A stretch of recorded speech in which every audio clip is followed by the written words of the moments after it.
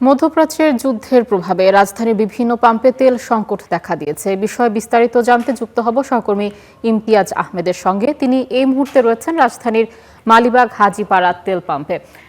ইমতিয়াজ, শুনতে পাচ্ছেন নিশ্চয়, আপনার সাথে এর আগেও কথা হচ্ছিল। আপনি রাজারবাগ স্টেশনের তেল পাম্পের কথা জানাচ্ছিলেন। এখন তো আপনি হাজীপাড়ায় আছেন, সেখানে ভিড় কেমন দেখছেন এবং সরকারি নির্দেশনা এখানেও মানা হচ্ছে কিনা? তাছাড়া তেলের যে সংকট, তেল মজুত নিয়ে কি বলছেন কারখানা কর্তৃপক্ষ? আয়েশা, অন্যান্য পাম্পেও আসলে যে চিত্র ছিল এই মালিবাগের এই পাম্পের চিত্র একই, অর্থাৎ তেলের একটি সংকট, সেই সংকট থেকে দীর্ঘ লাইন, দীর্ঘ ভিড় আমরা এখানে দেখতে পেয়েছি যে প্রায় 1 কিলোমিটারের বেশি কিন্তু গাড়ি এবং মোটর বাইকের একটি লাইন হয়ে গিয়েছে। দীর্ঘ সময় ধরে তারা অপেক্ষা করছেন এখানে তেল নেওয়ার জন্য।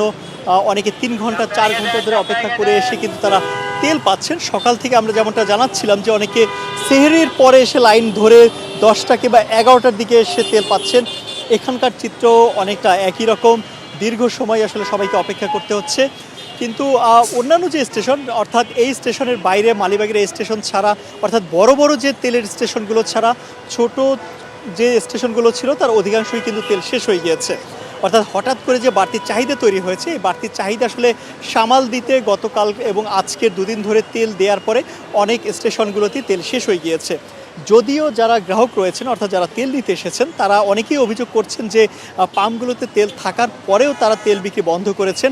তাদের একটি আশঙ্কা, তারা মনে করছেন যে পাম্প মালিকরা হয়তো সামনে তেলের দাম বাড়তে পারে, এই আশায় তারা এখন তেল বিক্রি বন্ধ রেখেছেন। তেলের দাম বাড়লে ঠিকই তারা তেল বিক্রি করবেন। আমরা পাম্প মালিকদের সঙ্গে কথা বলেছিলাম, তারা আমাদেরকে জানিয়েছেন যে আসলে মূলত বিষয় হলো শুক্র এবং শনিবার সরকারি ডিপো থেকে তেল সরবরাহ বন্ধ থাকে। এটা খুবই স্বাভাবিক একটি প্রক্রিয়া, সবসময় এই পদ্ধতিতেই চলে। যার ফলে গত শুক্রবার এবং আজকে শনিবার দুদিনই তেলের সরবরাহ সরকারি পাম্প থেকে, সরকারি ডিপো থেকে বন্ধ রয়েছে।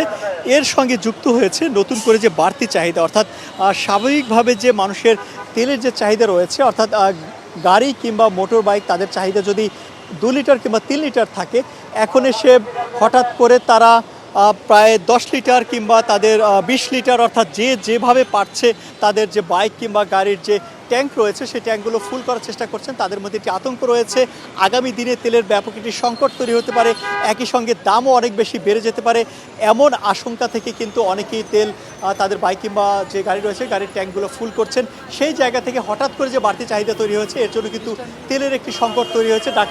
ঢাকার বিভিন্ন যে পাম্প হাউসগুলো রয়েছে, পাম্পগুলো রয়েছে, সেখানে একটি ব্যাপক সংকট তৈরি হয়েছে। অধিকাংশ পাম্পে তেল বিক্রি বন্ধ করে দিয়েছে। 2-1টি পাম্পে এখন পর্যন্ত তেল বিক্রি রয়েছে, তবে তারা আসলে কতক্ষণ পর্যন্ত তেল বিক্রি করবেন সেটা এখন পর্যন্ত বলা যাচ্ছে না। তো মোটামুটি আয়েশা, এই ছিল এখন পর্যন্ত রাজধানীতে যে জ্বালানি তেলের সংকট তৈরি হয়েছে তার সর্বশেষ খবর। ইমতিয়াজ, আপনাকে ধন্যবাদ আমাদের সাথে যুক্ত হবার জন্য।